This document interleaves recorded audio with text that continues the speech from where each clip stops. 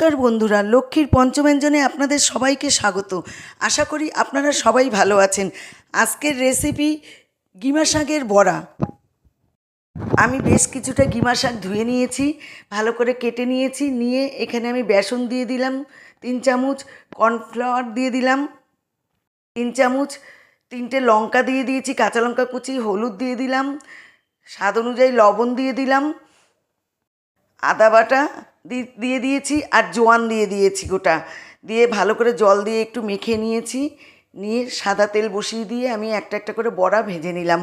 প্রথম পাতে যদি এরকম বড়া খাওয়া যায় তাহলে মুখে একটু রুচি আসে, যেহেতু গিমা শাক একটু তেতো হয়। কোনো সুন্দর করে ভাজা হয়ে গেছে, আমি সব সার্ভ করে দিলাম একটা প্লেটে। ভিডিওটি ভালো লাগলে লাইক, কমেন্ট, শেয়ার করে দেবেন।